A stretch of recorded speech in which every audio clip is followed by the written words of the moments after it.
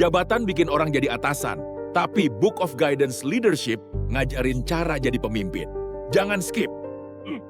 Oke, Anda mungkin sering dibilang pemimpin yang baik. Tim suka sama Anda, tapi pertanyaannya, apakah Anda juga seorang pemimpin yang efektif? Soalnya, di dunia yang serba cepat kayak sekarang, jadi efektif itu kuncinya. Nah, kali ini kita akan coba bedah bareng-bareng Book of Guidance Leadership, dan kita ubah prinsip-prinsipnya jadi semacam toolkit praktis yang bisa langsung Anda coba. Oke, buang jauh-jauh deh gambaran pemimpin zaman dulu yang cuma duduk di kursi, kasih perintah, terus semua beres. Zaman udah beda banget. Kepemimpinan modern yang bakal kita bahas ini bukan lagi soal command and control, sama sekali bukan. Ini lebih ke soal gimana caranya membangun koneksi dan kolaborasi yang kuat. Nah, kita mulai dari hal yang paling fundamental ya. Sebenarnya apa sih tantangan terbesar yang dihadapi seorang pemimpin setiap harinya? Jawabannya mungkin sedikit mengejutkan, karena ini bukan melulu soal target dan angka loh. Coba deh jujur sama diri sendiri, Anda itu pemimpin yang baik atau pemimpin yang efektif? Soalnya banyak banget loh yang ngira dua hal ini sama. Padahal gini, disukai tim itu penting, bagus banget, tapi bisa membawa tim dan perusahaan lompat ke level berikutnya. Nah, itulah yang namanya efektivitas. Kabar baiknya keduanya bisa kok diraih barengan. Kita lihat gimana caranya. Dan inilah kuncinya. Kebanyakan dari kita, para pemimpin, itu fokusnya gimana caranya biar jago ngomong, jago presentasi. Tapi, buku panduan ini justru membalik logikanya. Efektivitas yang sesungguhnya itu dimulai dari satu hal yang sering banget kita anggap sepele. Mendengarkan. Oke, sekarang kita masuk ke pilar yang pertama. Dan ini bukan cuma skill biasa ya. Anggap aja ini adalah kekuatan super Anda sebagai seorang pemimpin. Coba deh kita pikirin bareng. Kita bisa latihan berjam-jam, bertahun-tahun, buat jago presentasi atau negosiasi.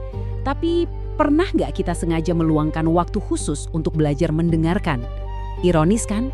Padahal justru dari situlah kebijaksanaan seorang pemimpin itu seringkali muncul. Manfaat yang pertama, mendengarkan itu melatih fokus Anda. Coba bayangin, di tengah notifikasi email, chat, dan meeting yang nggak ada habisnya, kemampuan untuk benar-benar mendengarkan satu orang secara aktif, itu udah kayak latihan mental paling top buat konsentrasi. Yang kedua, ini melatih kesabaran.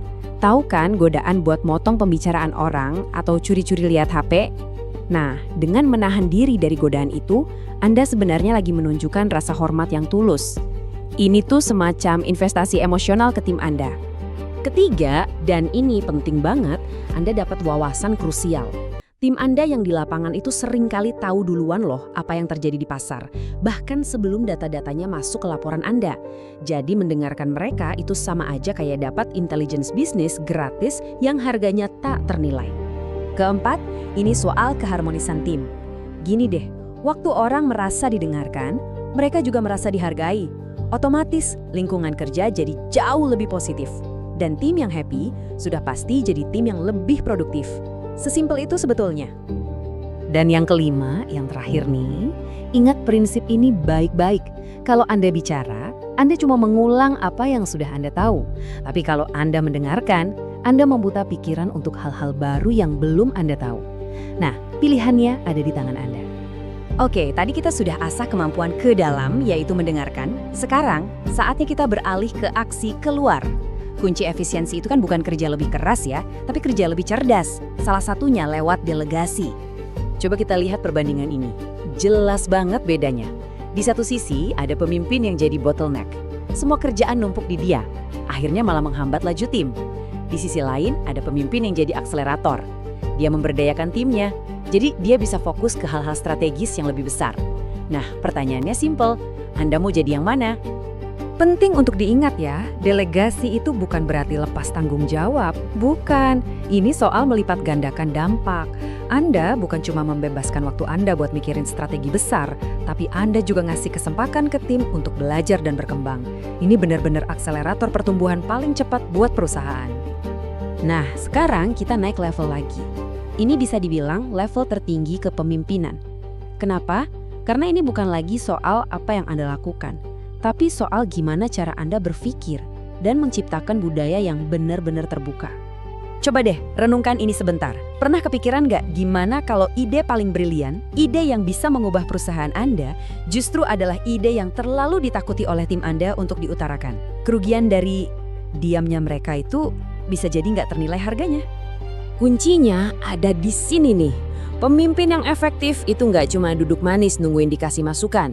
Nggak, mereka itu proaktif, jemput bola. Mereka secara sengaja mencari kritik, bahkan kritik yang paling pedas sekalipun. Kenapa?